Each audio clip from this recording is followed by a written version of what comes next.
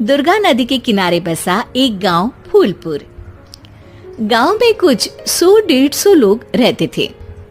अंजलि, जो कि पास ही के जिले में रहती थी और 12वीं पास कर चुकी थी, उसके पिताजी ने बेटी को जल्दी विदा करने के लिए उसकी शादी फूलपुर गांव के मुकेश से करवा दी थी।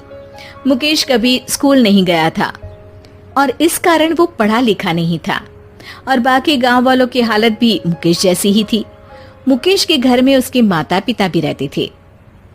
सासू माँ, मैं बाहर मंदिर तक जा रही हूँ, आधे घंटे में आ जाऊंगी।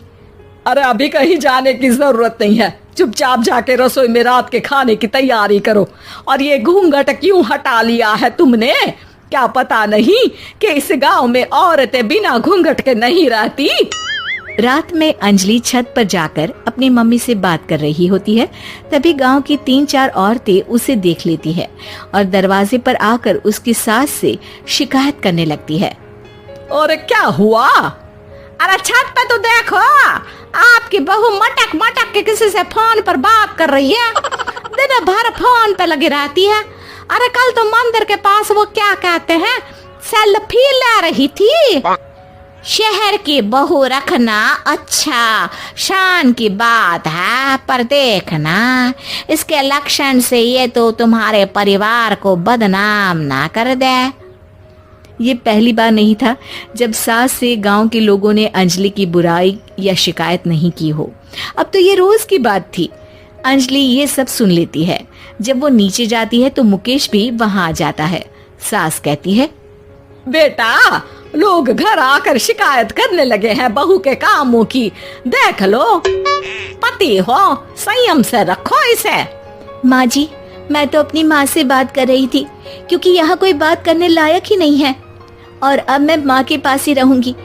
वहाँ क्या रहना, वहाँ बाहर के लोग तो ठीक है पर घर के लोग भी इज्जत ना दे सके। अरे नहीं नहीं अंजलि, ऐसा नहीं है, धीरे धीरे सब ठीक हो जाएगा, तुम फिक्र ना करो। अरे बस कुछ बोलना ही नहीं है, सर पे चढ़ा रखा है बहू को। सास मुकेश की नरम बात सुन के वहाँ से मुंह चढ़ाकर चली जाती है। मैं तो कहती हूँ हम दोनों शहर चले जाते हैं। मैं पढ़ी लिखी हूँ, मुझे वहाँ नौकरी भी मिल जाएगी और थोड़े दिनों में आप भी वहाँ कुछ काम ढूंढ लेना।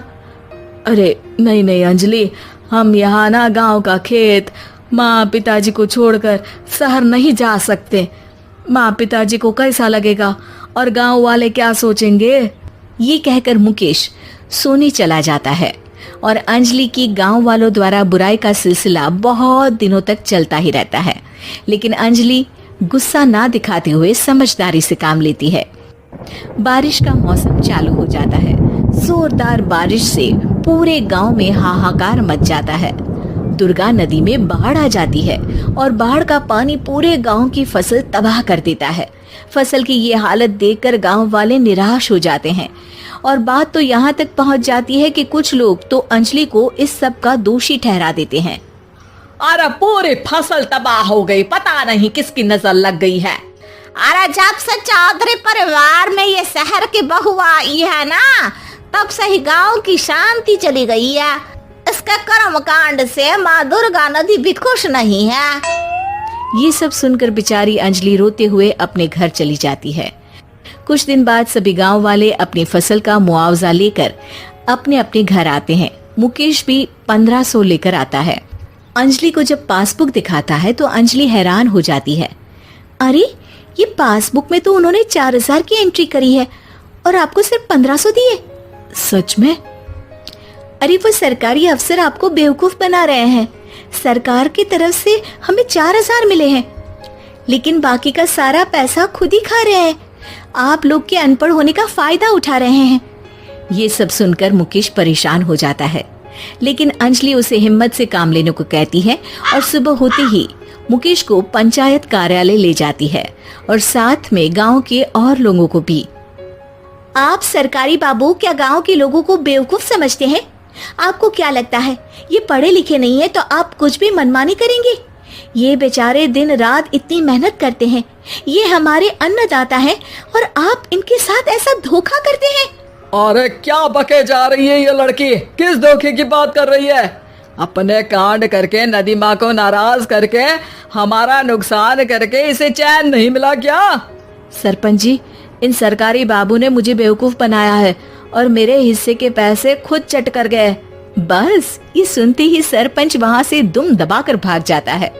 पता चलता है कि जनपद अधिकारियों ने गांव के सरपंच के साथ मिलकर सबके साथ धोखा किया है।